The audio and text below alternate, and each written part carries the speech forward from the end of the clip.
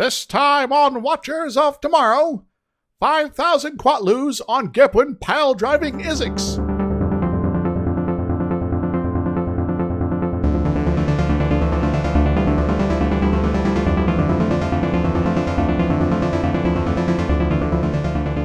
Hello everyone, welcome to Watchers of Tomorrow. My name is Gepwin and I am joined as always by my friend and co-host Dr. Isix.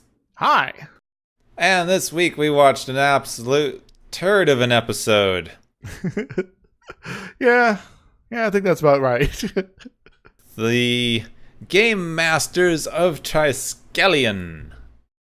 Which I guess is, in some ways, is one of the more noted or remembered bits or episodes, but it's more elements as opposed to the entirety of the thing, I think. Yeah. At least for me. Well, there's some visuals that show up from time to time in other things, and the stupid I'd heard Quatloos before as just a dumb name. In fact, I think I've mentioned it before here. Yeah. It was the only thing that every time they said it, all I could think about was the Futurama episode. I want my Quatloos.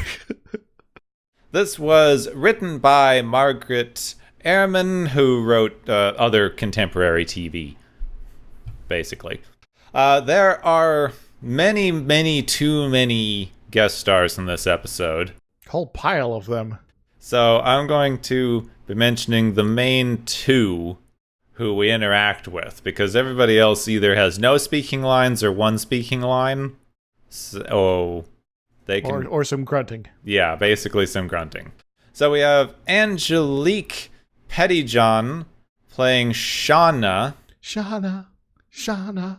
She was in a lot of cult classic films from the 60s to the 80s and a lot of guest spots on TV. She's been around.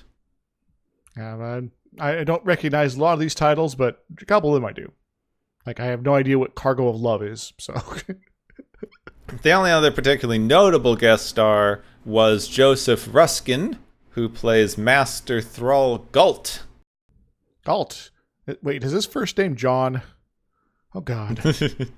Are we dealing with libertarian objectivists here again? Oh. No. Though, this guy is the interesting distinction of having played a character in every single incarnation of Star Trek, excluding the most recent Discovery.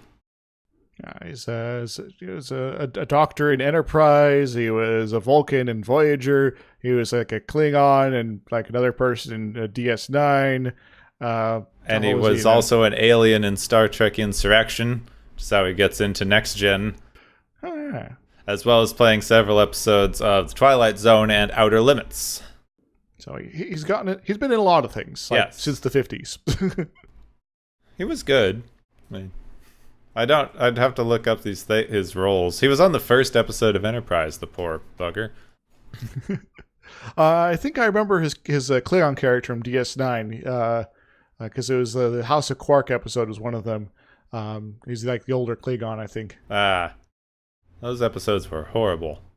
Little awkward, but I kind of liked at least some of the ideas behind them, but execution, I've been rewatching DS9 recently, and I've come to the conclusion that all of the Quark episodes are silly and weirdly tonally dissident comic relief in the middle of everything else they were doing. And it's also 95% of that show. Yep. Like, damn it. But yeah, we could talk about that sort of stuff. We get to DS9 in a few years. Yeah. For now, we still have to try to talk about the Game Masters of Triskelion, and I'm going to do my best to pound this thing into something recognizable as a plot. All right. Should I do a hum along tune to help you with that, or not too much? Yes, I think I know what you... Well, how about this? How would I start it off with the captain's log as I written it down? Okay. Captain's log, entering orbit over Gamma 2. No one lives here, but the robots run a navigation thing, I think. Or maybe it's just a computer. What's the difference? I don't know. I'm bored. I hope nothing weird happens while we're here. Yes, as pointed out in the captain's log. The Enterprise is orbiting a planet called Gamma 2 to inspect an unmanned communications station. Kirk, Chekov, and Uhura are ready to beam down. This time, Uhura makes sense to be on an away party because they're checking a communications array. Indeed. So for once, it makes sense. Yeah, so she might know how to, like, adjust the equipment, or anything sort of weird that's communications array specific. She's the person to bring down. They're all standing on the transporter pad ready to beam down when they all suddenly disappear. That was a quick beam down. And as Scotty points out later on, this is in a manner not consistent with normal transporting. Yes. People just don't vanish. There's a bunch of weird comedy back and forth between, like, Scotty and Spock and McCoy that doesn't fit in well. But there are things like that. Like, they disappeared. You mean because they're on the transporter? Well, not just because they're on the transporter. They disappeared in a way not fitting with transporting. Are you sure? It's like, come on. Get to the point. The three of them wake up on a planet with a trinary sun in a large caged area that has a weird, big, kind of simplistic symbol on the ground in the middle of it with some benches and things. It's like some sort of, flux capacitor design. There we go. Scotty, back on the ship, is concerned about the disappearance of the landing party, but neither he nor Spock has any clue what could have possibly happened, and they're nowhere to be found in the current system. Yeah, so although we're useless most of the episode, don't worry about it. Back in the area that we will later come to learn is the arena, the landing party are surrounded by alien beings. Two are women. One has yellow skin with orange hair. The other is orange and has green hair. There's a large furry man with big vampire teeth and a normal dude with a knife. The normal guy, of the lot, the normal guy is the most asshole-ish, just so you know. He's just a dude with a knife. Yeah. Their phasers do not function, so Kirk orders them to go hand-to-hand. And, like, if he didn't order them to do hand-to-hand combat, would they have just stood there? Yes, of course. Chekov does his normal comedy thing where he punches a guy and it doesn't do anything because he's short. Chekov, get some, like, robot arms, something like that. I don't know how we're going to help you otherwise. Uhura is immediately captured by the two women, but Kirk, of course, defeats Normal Man, but is taken down by the green-haired woman, and then a bald man appears. Now, I would like to point out during the division of the fight there, Chekov goes after the really, really big guy. Kirk goes after normal dude, and Uhura takes on both ladies. Now, Uhura's a badass, but it's still 2-1. It is, but take on's a bit much because they keep cutting over to her, and they've just have her pinned the entire time. Yeah, she's more punch people and things like that, while they're grapple experts. So, yeah, different fighting styles, you know. The man who appeared is Gult, Master Thrall. He welcomes them all and takes them to holding cells where they are fitted with collars, which everyone else is wearing. This seems to be the dress of the occasion. Well, I guess when in Rome. And they were told that they are brought here to be trained as thralls for the entertainment of the providers. Not sure I like that name. Kirk is nonplussed by this because he says they must be a mistake. We're not thralls. We're, Federation officers, which to me means they don't have a problem with the concept of this slavery stuff. They just think they got the wrong guy. Yeah, well, there is the Orion slave trade after all. So the far future Federation's A-okay with slavery, just not for their people. Kirk tries to punch the guards and escape before they're put into the cells, but Galt's eyes light up, and the collars they're wearing apparently give them great pain, and they fall over. Note to self, don't piss off Galt. He tells them that escape is impossible, and they should go sit down. The Enterprise still has no idea where Kirk and company are, and McCoy is getting mad at Spock for McCoy reasons. Because McCoy's kind of a dick. Back in the cell block, big guy with teeth goes to Uhura's cell, and with them both out of sight, we hear screaming and see some struggling shadows. I thought that was a normal guy. I thought that was big guy. I thought it was normal guy. I had it down as normal guy in my thing here. Anyway. One of guys. One of the random dudes here. We never really find out what happens, but there's a disturbing amount of screaming, and it's never brought up again, and it was pointless and stupid and disturbing and didn't need to be in here.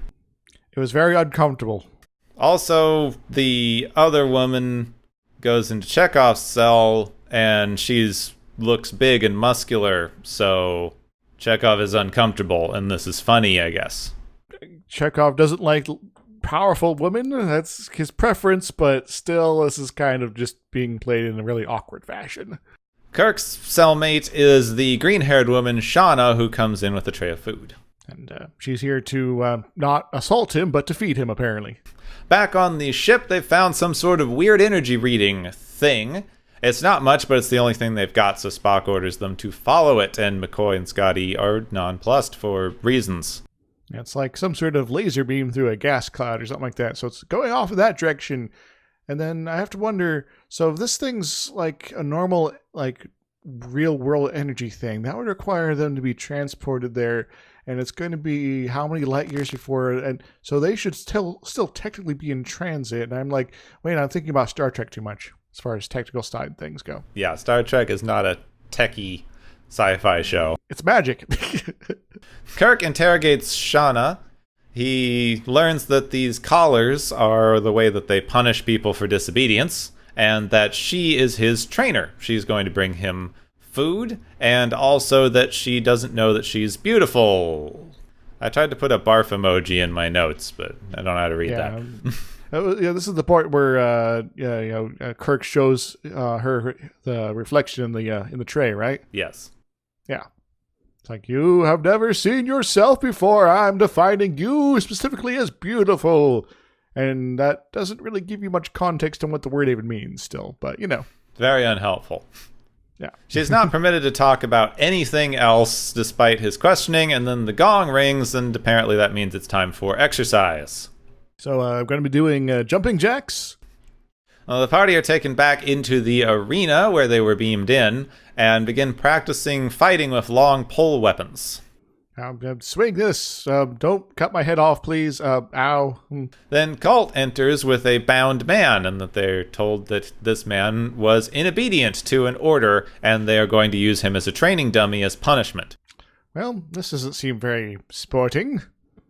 Does he have laser eyes, too? The party refuses, prompting Galt to order that Uhura instead should be used as the training dummy, but Kirk runs in and says because he's the commander, he takes responsibility and is instead used as the training dummy.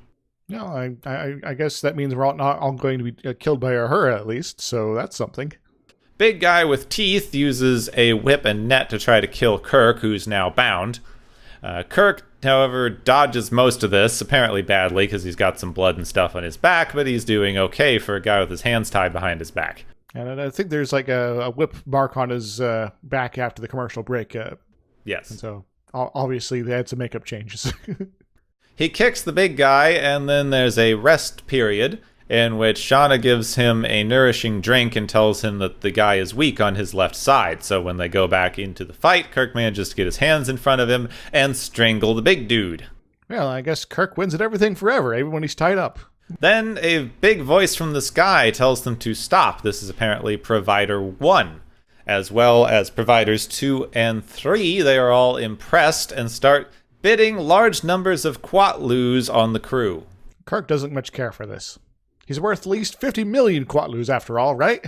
Provider 1 winds up winning them and turns their collars red as a mark of being the property of Provider 1.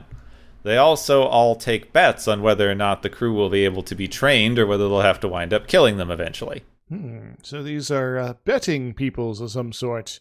But where are they? What are they? The big booming voices. Yes, the big giant head. Wait, there's the voice. Shauna and Kirk go running outside the training area when they get tired by some ruins. Well, Kirk gets tired. She makes fun of him for being tired. Yeah, she has way higher constitution. Yeah, she's not even having to roll, so. He tries to ask her about the providers, but she doesn't know very much. In fact, this is kind of a long scene where she doesn't know about it very much at all. Yep. He asks about the ruins. She also doesn't know.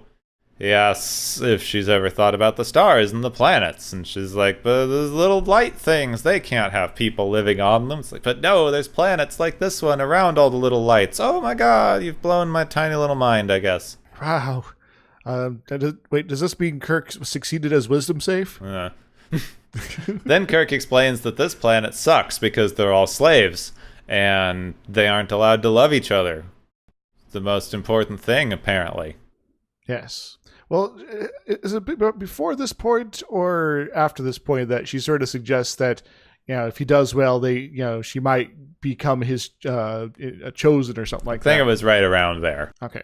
Like the providers might order us to breed for purposes of offspringing.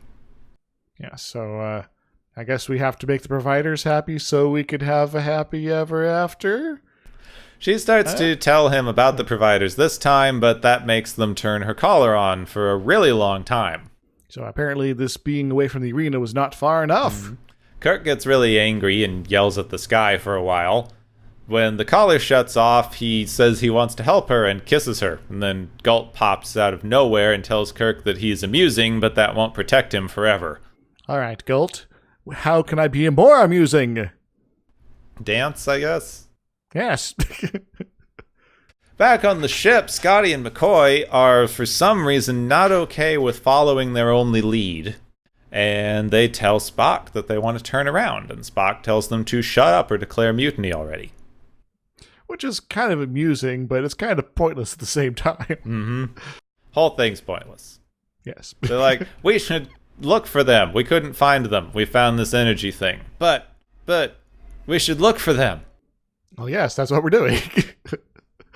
Do you have other suggestions? We could follow this thing until it leads us nowhere, and then we can go back and look at where we already looked before. And why are you even asking, guys? Chill. Yeah, for some reason, this episode finds it necessary to cut back to the ship half a dozen times for them to do nothing. Yes. So I guess so the three of them can get some screen time. Yes, we're scanning, we're traveling, we're arguing, we're scanning. Shauna brings Kirk more food in his cell and tells him that she is uncomfortable with the way he's been acting around her, and that if she were allowed, she would ask to not have to train him anymore. Kirk doesn't like that and grabs her and kisses her and then punches her in the face and knocks her out. Wow, Kirk. I don't think this is the start of a healthy relationship. He then grabs her key and breaks out himself, Chekov, and Uhura.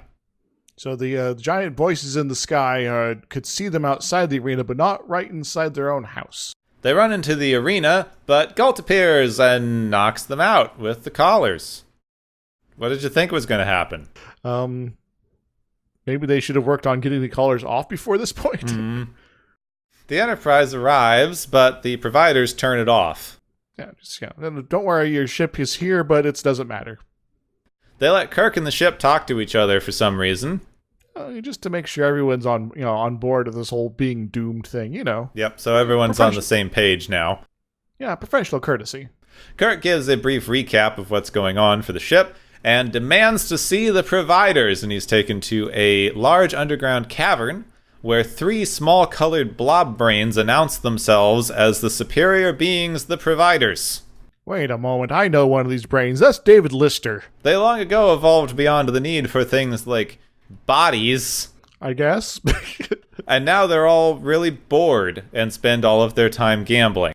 Maybe you guys should have thought of a different far future for your species here. Also, why is there only 3 of you? Yeah, those 3 specifically evolved beyond the need for bodies, I guess. Maybe the rest of their civilization was sacrificed in order to promote just them. Kirk suggests that if they are gamblers, then they should gamble bigger. We're gonna gamble for 5 million Quatlus now as opposed to 5,000? He tells them that if he defeats their chosen champion, that they have to let all their slaves go free and teach them how to run a functioning society. But if he loses, then every single person on the ship will willingly be their slaves. So says Kirk? Well, yeah, he's the captain. There might be a point where not everyone on the ship will go willingly, Kirk, They all agree, but say that he has to fight 3 champions. Well, Kirk has already demonstrated he has enough hit points, and his dex and strength are pretty good, so I guess it's reasonable, especially since he's like level 20 and, well, the other gladiators are like level 15s. Kirk is put in the ring, again, the arena place. He's fighting against big guy with a whip, normal dude with a net, and a random Andorian we've never seen before. Yeah, they just need an extra. The providers put the fight on the view screen as well, so that everyone can see Kirk fight people. They don't even have to pay for this pay-per-view broadcast here. Getting Gorn flashbacks, I guess. Yes. Galt explains that there are a lot of rules to this fight to the death. If there's an injury, the fighter is to be replaced, and Kirk can only step on the yellow parts of the arena, and the other people can only step on the blue parts of the arena. And of course, all of these rules are ignored at some point. They begin. Kirk immediately steps on the wrong color. No one seems to care. The others immediately step on the wrong color. No one seems to care. He kills the Andorian and the other big dude, but he just wounds the third guy, and they are ordered to be replaced with Shauna. Oh no, Shauna! No, Shauna. Kirk has to choose whether or not he wants to kill his love interest or stay enslaved. Oh no. Moral dilemmas. Well, Kirk, pull a Kirk. Yes, Kirk just pins her, and she says, I surrender, and I guess that means he wins. It's the death of honor, I guess. The providers free everyone and go, okay, fine, we'll teach them how to have a free-functioning society, bye. Okay then. Bye. Shauna wants to come with them. Kirk says she can't for reasons, and that doesn't explain, and then he beams away. And then they all leave, and the people on the thralls on the planet are left there, still technically under the purview of the brains in the cave place there. She stares up at the sky and says, I will remember, and I will learn. That's a hopeful ending? I guess, yeah, now the brain people are going to teach them democracy, I guess, and then they're going to be fine, and it's great. I'm not even convinced they're going to teach them that. Because remember, these are 3 brains that have been in this facility somewhere near the arena place there, probably underground, and they've been probably there for, centuries, thousands of years, maybe even millions of years. I don't remember. I don't really care. And they might not have any clue how to run a civilization anymore. Or if they did in the first place. Kirk said, and they were like, okay, fine. But obviously whatever's going on, works fine, apart from the being forced to fight each other to the death. Everybody has enough food. Seems relatively to be, in good health. So, arguably all you need to do is, stop telling them when to breed and make them stop fighting each other to the death and, let whatever's making the food keep doing that. And there you go. So you already have your post-scarcity society. You just need to, let people be, free. So yeah, that was an episode. Yeah, they got to slavery bad, which I guess is the first episode that they've gotten to that in, so. Took them a while, but yes, they did. Oh, man. But kind of an awkward episode overall. Yeah. There's a weird sexual assault bit for no reason. Well, it's to show you that the people here are really intense about this brutality thing, I guess, but didn't the whole violence earlier already do that? Yeah, you'd think the fighting to the death part would clue you in a little. Fighting to the death is kind of overblown overall, especially when you have only so many combatants, and we see that there's maybe a hint that there's a whole bunch of other people they just never show because they didn't want to pay for extras. But it's still sort of a limited population situation, and you're just sort of throwing them at each other until they all die, and then you teleport more people in. This is totally inefficient. Come on. Yeah. Get to some actually interesting things. I was researching Roman gladiators a little bit, because that's obviously what this is sort of based on. Hey, I was looking up some stuff on that too. And it was kind of an interesting thing to look into, because it was this they would often fight to the death, but it was considered kind of expensive because it took a lot of time and energy to train a gladiator, and often the person who like hosted whatever game would actually have to pay when one of the people who was visiting got killed. It's like, oh man, I killed off one of your slaves with one of my slaves in this whole blood sport thing. I guess I should probably pay up. So mostly it was just an extravagant display of wealth. Yeah. To show off your power and influence in the community. And your superpower gladiators who's working for you that you've spent all this money training up is going to beat down your other dude there, and that'll be your show of dominance in the via this sort of proxy sort of situation. I was trying to find Roman philosophy, contemporary philosophy that talked about gladiators, because I figured they might have some thoughts. But the only mentions that I found were basically that there were philosophical objections to gladiatorial matches, but not because they were violent, because they were extravagant, expensive, and mostly because the entertainment caused the people watching to lose control of their inhibitions and become too excited as spectators.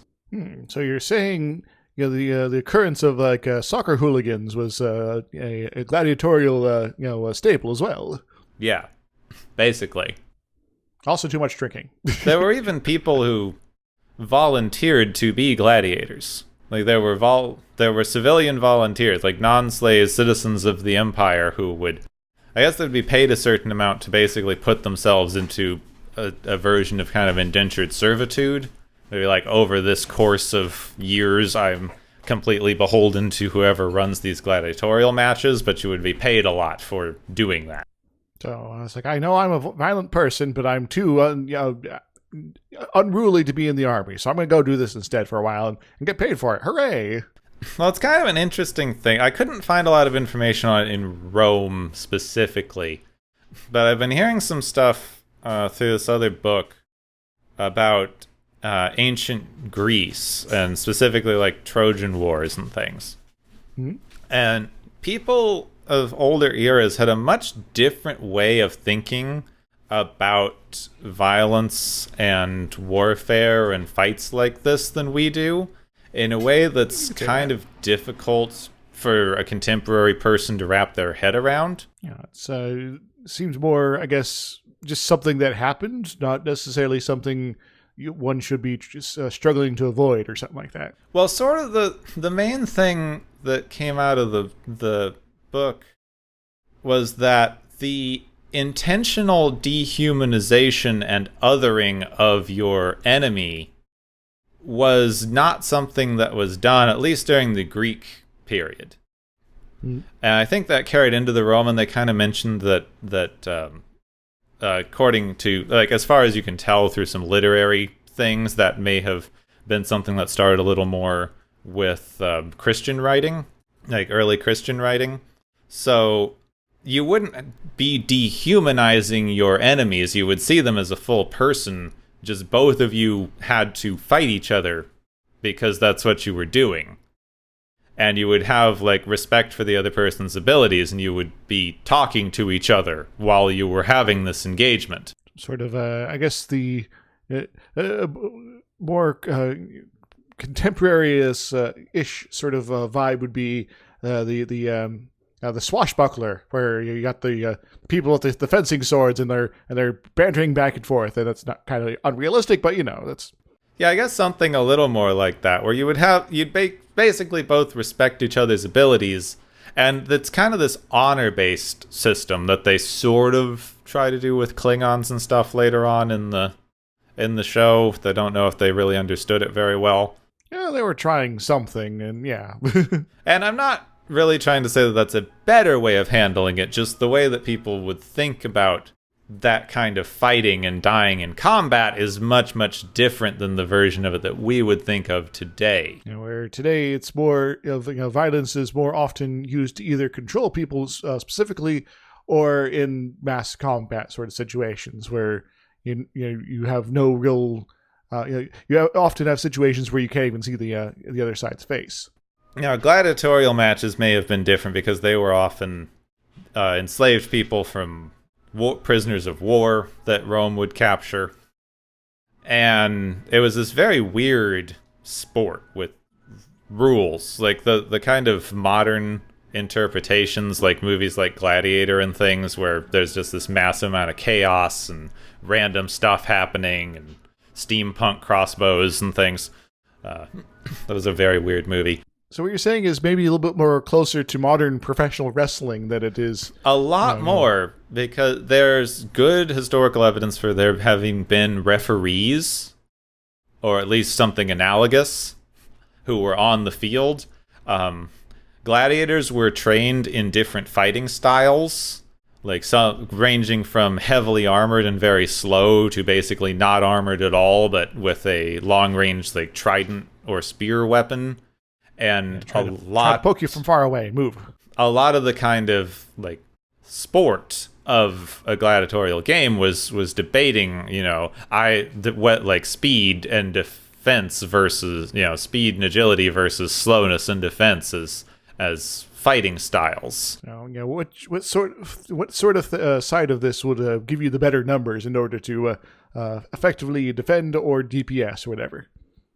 But as with a lot of things, like the actual main parts of this were an extravagant display of wealth because it took just immense fortunes to be able to afford to keep a lot of people like that and train them as gladiators and put on these matches. And they became such a part of Roman life and politics that I think it was Aurelius, one of the philosopher emperors, openly did not like gladiatorial matches, but still paid for them because it was just a essential part of Roman politics.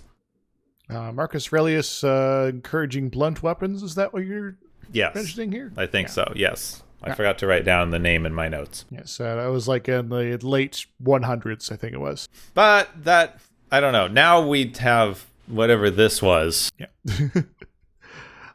This is there are some connections we've sort of already drawn between the episode and those sort of Romanesque sort of things, but the thing that the episode sort of goes on is this emphasis on gambling, the gambling aspect, and so maybe we should talk a little bit like sports gambling.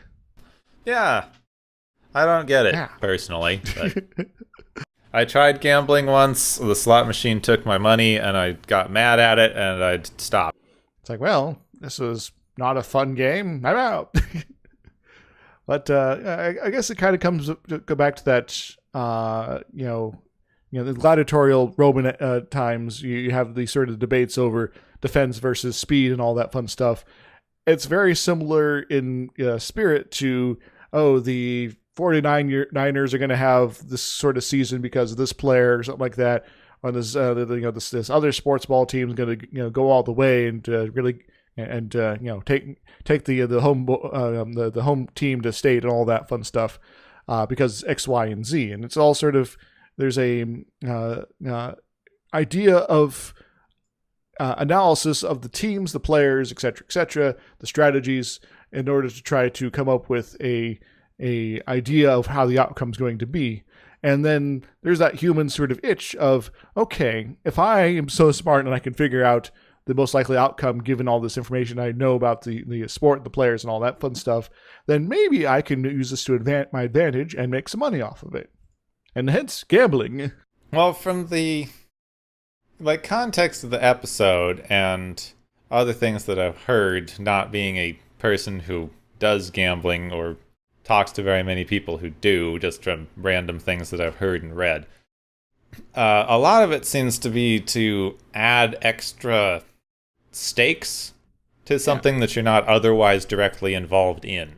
So it creates a sense of investment in the proceedings. There's investment that you otherwise wouldn't get. Like, people enjoy watching sports because they want to, see the artistry or root for their teams and such like, but if you are putting down like an actual risk, then you have a much more engaging reason to pay attention and care about the outcome. It goes from appreciation of the sport to the thrill of consequences. And as far as we can tell, now, obviously we weren't given very much detail in the economic systems at play on this particular planet. But just that they have Quatloos. yeah, this is 3 brains in jars who...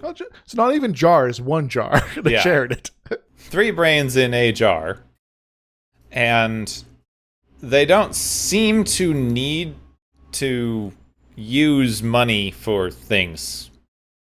Like maybe there's some weird thing that they're doing to we have to use it to divvy up how much energy we get in the machine or some such that we're not privy to. But there doesn't seem to be any way for them to use money or to make money outside of just gambling on things. And they argue kind of that the only reason that they do it is because they have basically become so advanced that they're bored. So they want something that has stakes, this is the biggest stakes they can come up with.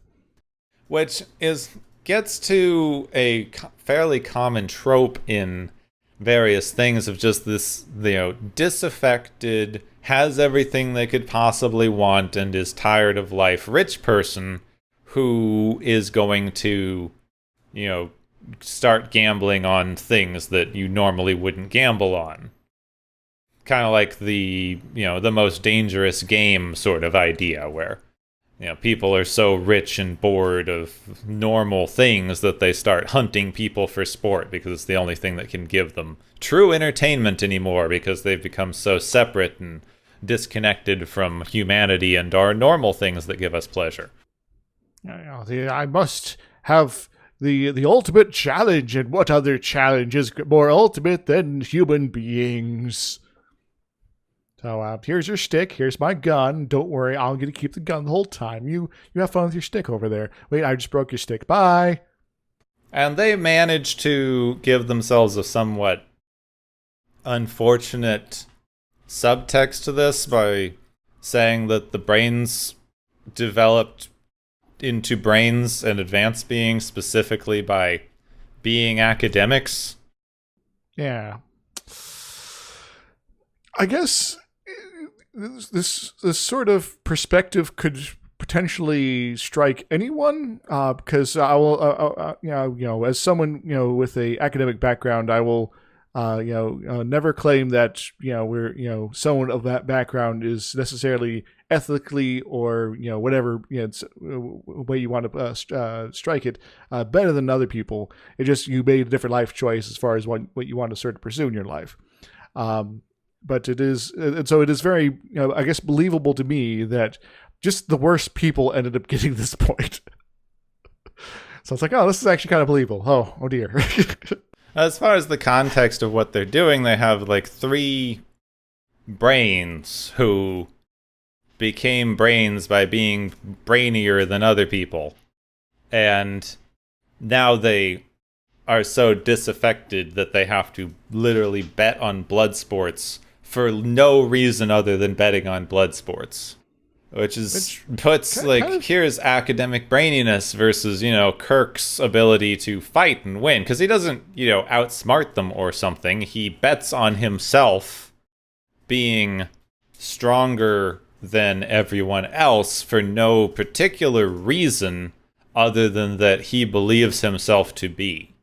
Well, they don't even make a particular argument for him being free gives him some level of extra something or other that the others don't have.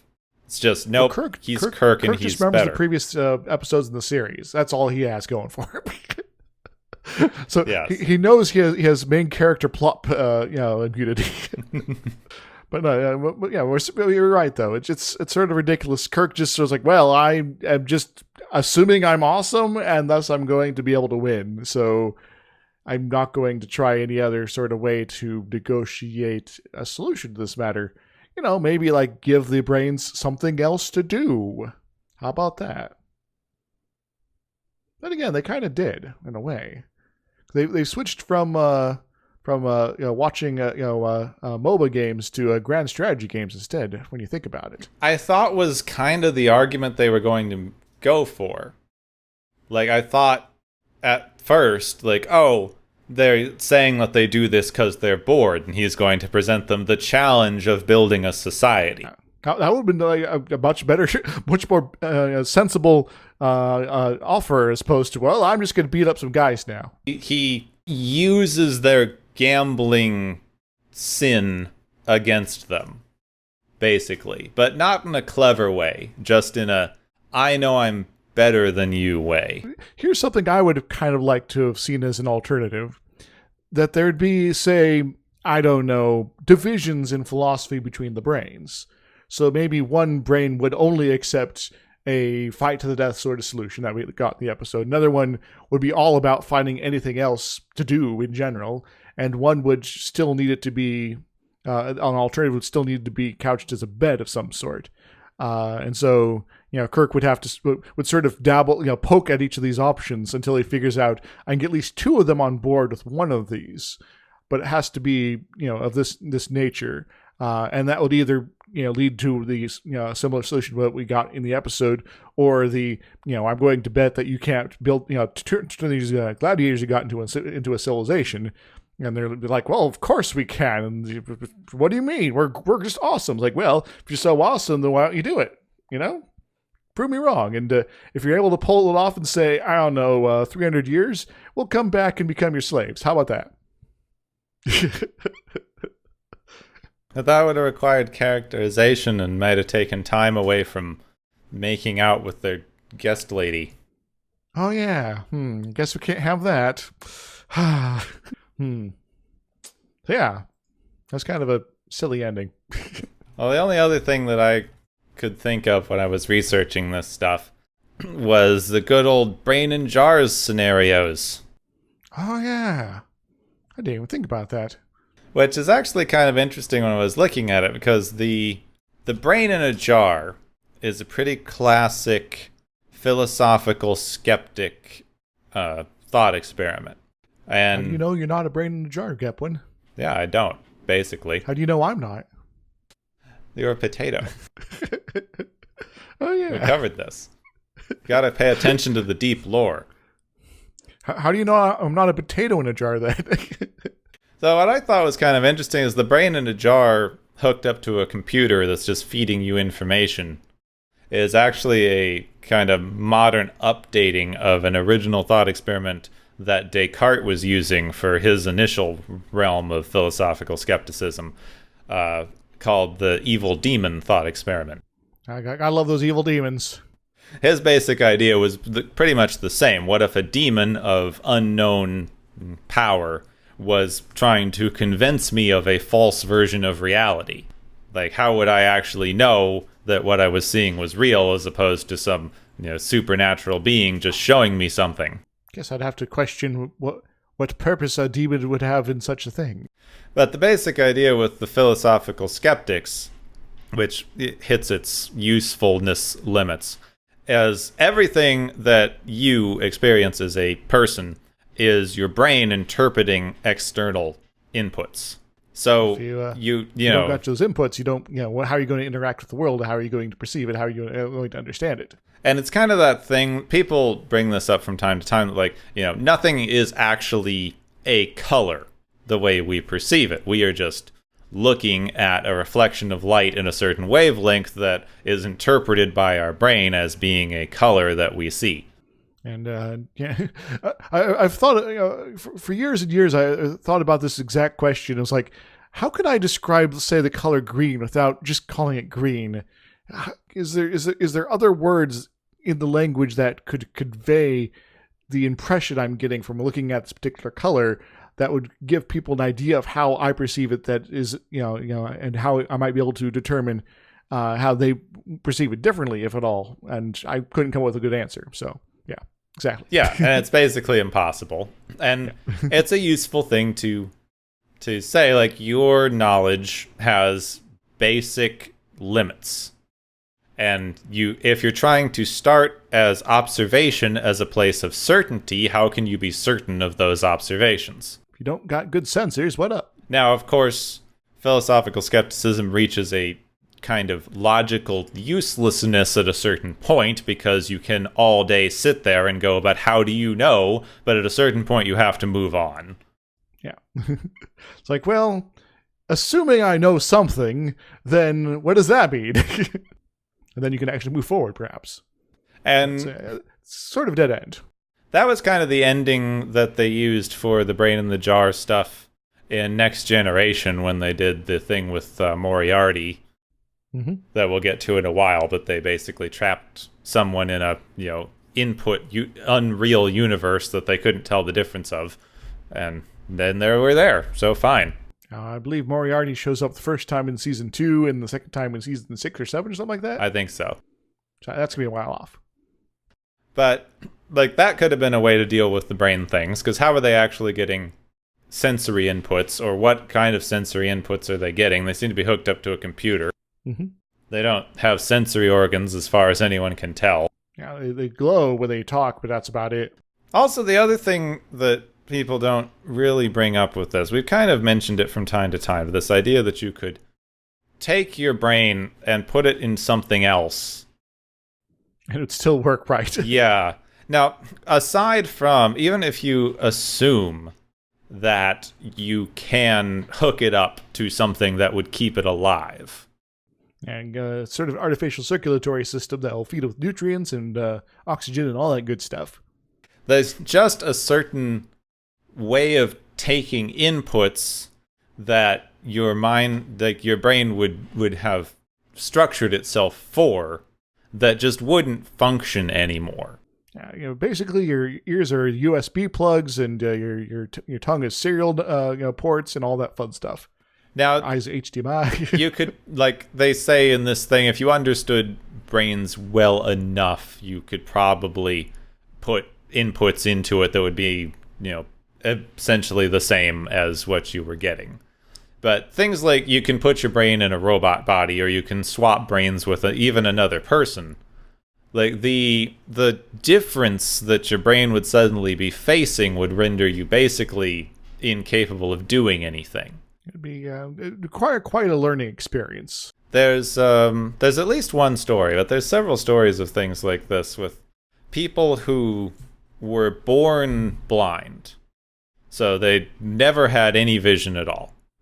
And then when they were an adult, some sort of medical technology has an advance, and they're able to fix whatever it is that happened when they were born, and give their eyes the ability to hook up to their brain again, basically. Yeah, your plug's loose. We're just going to put that in there. There we go. Many, many people don't like it, and actually don't have anything that you would basically describe as vision.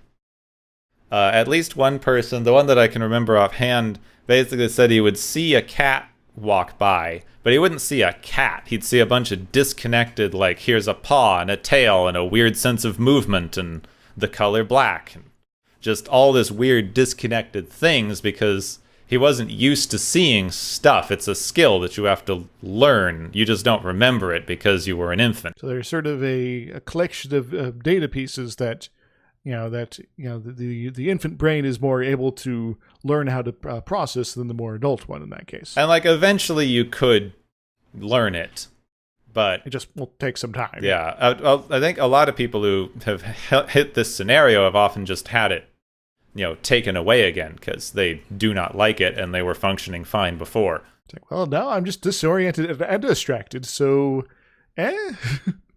before I was fine. So these ideas of hooking your brain up to computers or putting it in robots or even brain transplants or things. There's stuff people are not considering. You need some excessive advances in understanding the brain and perhaps restructuring it in order to make it, artificially in order to make it sort of work out properly. And then you hit weird stuff like, muscle memory. Where's that? Is that the brain or the nervous system or the muscles maybe themselves? You have maybe it's neural material in your gut. As I say, maybe it's in your stomach. Yeah. My gut instinct says that I need to jump now. Oh, God. There's a lot of stuff that you don't consider with this. Also, I was kind of wondering, generally, economically, they don't seem to be able to make money in any other way other than gambling that we've seen. So, like, if one of the three runs out of money, can they not gamble anymore? Well, maybe that's why there's only 3 brains left. All the others have been unplugged.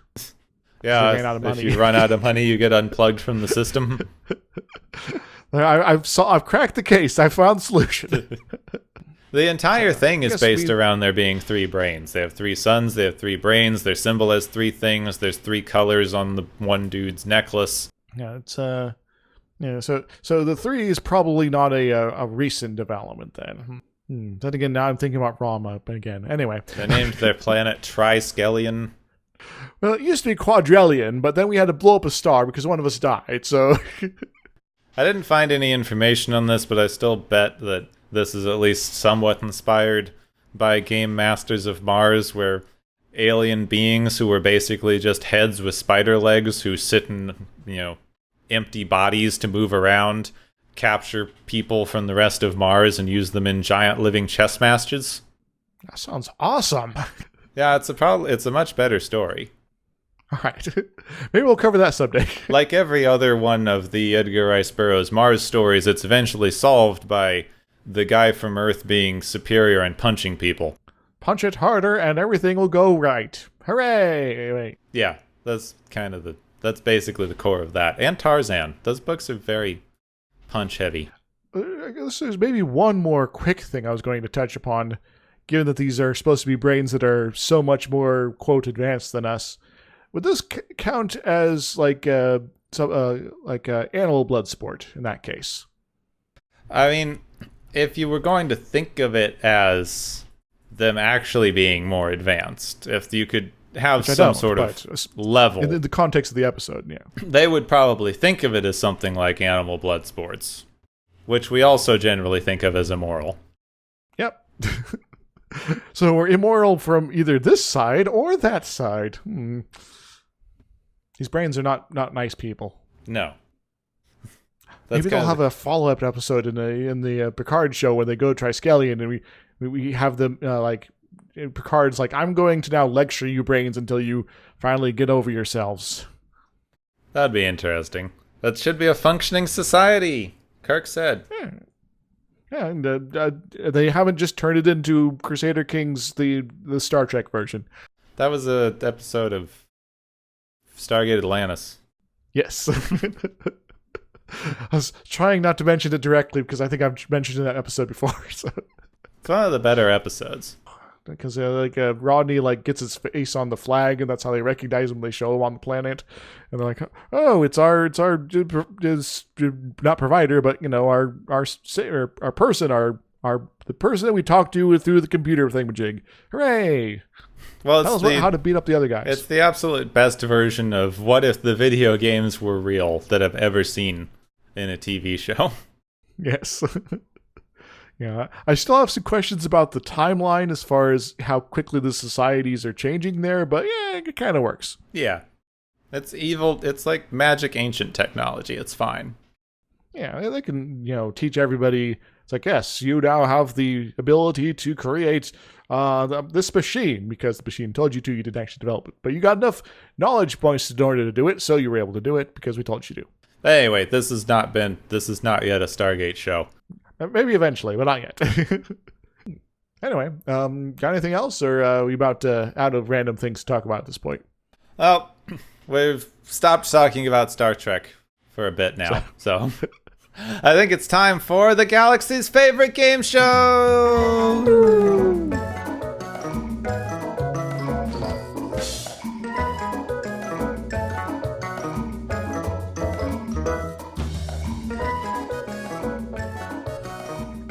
Welcome everybody to the game show portion of the show where we've been watching our contestants tallying up their points, getting their Quatlu numbers high, and doing all that arena fighting except for trivia questions. Wait, is this trivia questions? I don't remember what we actually asked questions about. Anywho, we got 4 awards today. The first one is the Sufficiently Advanced Aliens Award, which guess what? It goes to those provider peoples for being seemingly all-powerful beings who are only defeated by the power of gambling. What do they win, Gapwin? The providers win a video game system probably give them much more entertainment than gambling apparently useless amounts of made-up currencies on blood sports. I'll make sure they have a copy of Skyrim already loaded up. Our second award is the Teaching Aliens How to Love Award, which goes to Kirk for teaching Shauna, the meaning of love, among other things, I guess. What does he win, Gepwin? Kirk gets to register as a sex offender again. He grabbed her and then punched her out. There's no good thing about this, and her wanting to be still with him at the end is disturbing and stupid, and should stop doing that. I suspect the Federation keeps moving Kirk from sector to sector because they keep running into this problem. Maybe you should just, I don't know, make him not a captain anymore. But anywho, our third award is the Not Cool Man Award, which I have going to Lars, because seriously, he's just the worst for what he tried to do to Uhura, or maybe did. I'm not sure. I don't want to think about it too much right now. What does he win, Gepwin? Lars wins being dead. Good. I think he just did in the episode anyway, so. Good. He can remain dead, and I'll be happy about that. Our last award is the Carry the Whip Award, which goes to Galt for being able to activate the punishment neck thingies whenever he, just kind of as a whim to. What does he win, Gepwin? Galt wins being buried with the providers as they did with the ancient pharaohs for loyal, slave people who kept everyone else in line. I think in this case that just kind of means standing in the cave with them for the rest of the time. Yes. Which I guess is not so bad, but, Hold very, very still. Pretend you're dead. That's all the awards for today. I hope everyone had a good time and or died. Yay! Well, I guess Kirk probably should be dying then. Anyway. And thank you all for joining us on this, the Galaxy's favorite game show! Well then.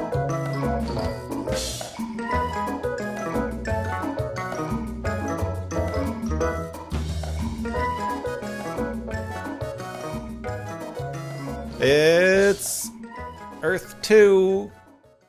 Earth 2? Wait. You mean we get to go to not the cowboy planet or the German World War II planet, but the Mafia planet? It's Mafia Planet. Yay! Next episode is a piece of the action. Action. Where the crew of the Enterprise are ordered to go to a planet that is exactly like Earth, except everyone is gangsters. Yes. So a gangster planet, mafia world. Everyone get your Tommy gun, and we're gonna have some 1920s-isms, I guess, maybe? Yep. 1920s gangsters carrying Tommy guns and hats. Yep. And hats, suits. It's basically it. Yeah. That's basically the show. It's yes. Star Trek, but Tommy Gun Planet. Not to be confused with Nazi Planet, Cowboy Planet, Roman Planet, Greek planet, Native American Planet. Mm-hmm. Other, indigenous culture planet. Post-apocalyptic communist planet. Oh, and children planet. Already been there, remember? Yes. So, Planet of Hats. Yes, the Planet of Hats. I think I've seen this one once, but I remember nothing about it other than Gangster Planet. Yeah, I'm similar boat. I'm not even sure if I've seen the whole thing, so... Kirk distracts the guards by teaching them the fictional game of Fizbin. Okay. Alright, is that like physics ball? Yes. Sweet. So I'm going to get my rolling chair, and we're going to get a racquetball, and we're going to have a great old time here. The physics ball thing was the best. That was the best episode of Sliders. I don't remember that one, actually. They go to a planet where the dominant sport is some sort of quiz-based game of dodgeball. I do remember that now. And, because the one guy is such a smarty, he's like, one of the top players, and he's has to go and play the game for a while, something like that. Yeah, it's basically the what if being smart was the same thing as being a sports star? Oh wait, being a sports star is actually terrible. Yes. So, Mafia time next time. Yes. Next time, Mafia Planet, which we can learn more about next week on Watchers of Tomorrow. Next time on Watchers of Tomorrow, Cargo Cult, but with gangsters. You have been listening to Watchers of Tomorrow, a podcast on science fiction media. Find and follow Watchers of Tomorrow on Podbean, YouTube, Spotify, iTunes, Google Play, Stitcher, Pocket Cast, Spreader, Digital Podcast, and perhaps many more to come. If you enjoy our podcast, make sure to subscribe for more. And where possible, make sure to rate your experience or leave us a review. You may find Gepwin on youtube.com/Gepwin and Twitter @Gepwin. You may find me, Dr. Isix, on youtube.com/Dr. Isix and Twitter @IsixLP. Music is Waveform and Mori's Principle, both by DRKRN. You can also check out the Watchers of Tomorrow Discord channel. Make sure to share the experience with your friends, family, enemies, and alien overlords. If you feel you are suffering from transporter syndrome, please be aware that the next time you step off the transporter, that you, that is now, no longer exists.